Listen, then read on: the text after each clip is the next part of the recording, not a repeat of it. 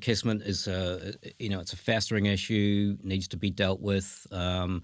It's been pointed, it's not our money, it's your money. It's up to not to Westminster to get the money, but it's a sore. And let's face it, the DUP deep down really do not care about it. And that's the bottom line. And if they do care about it, it's only in the sense of getting a bigger Windsor Park. But it's one of those issues, and Israel is the new issue. It's like these issues which unfortunately are polarizing the community. And it gives them something to get on a platform and talk about. Do you disagree with something there, Aoife? Oh, no, I totally agree. I actually think Casement Park is probably one of, like, if you wanted to point to something as like cutting off your nose to spite your face, you'd rather have sectarian infighting than something that would actually help the economy. Casement Park is a great shame.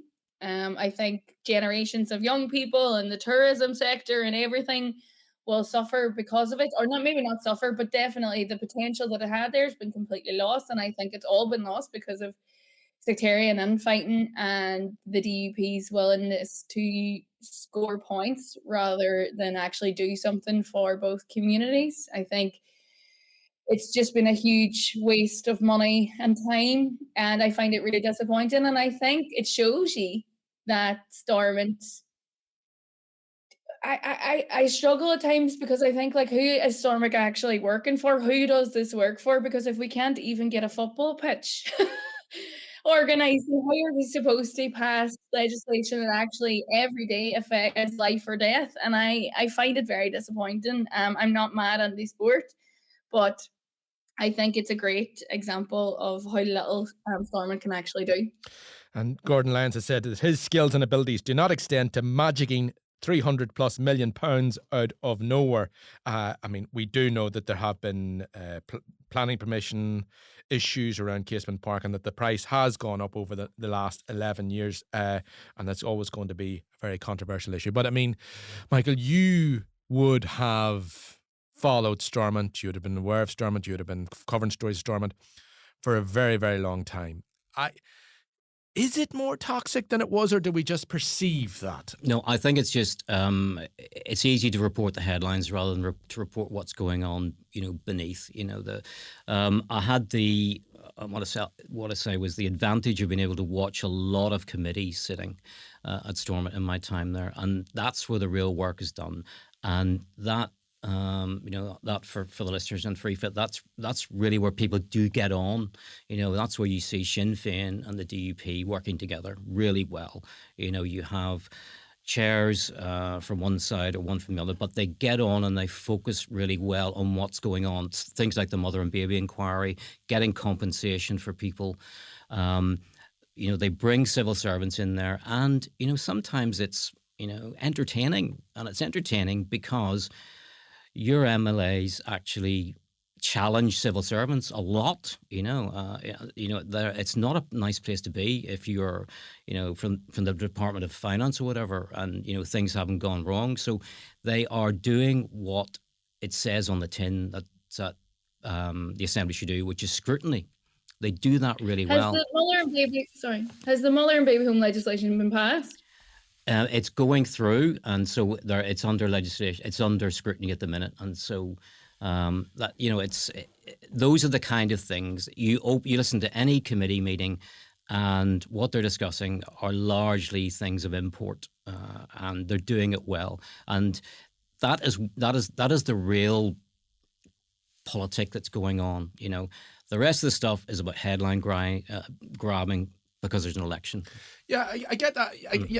We do in the media. When there's an important committee going on, we do have somebody covering it. We do have somebody watching. We do read it up. We do have live pages. We do have political reporters and correspondents, and we do that because that's our public duty to do that. But now and again, someone's going to stand up in the Assembly, say something stupid or outrageous, and of course we're gonna jump on it. You know what I mean? So I don't really feel guilty about that per se. But I take your point on that. But Aoife, I can get why the public perceive a very different Stormont then.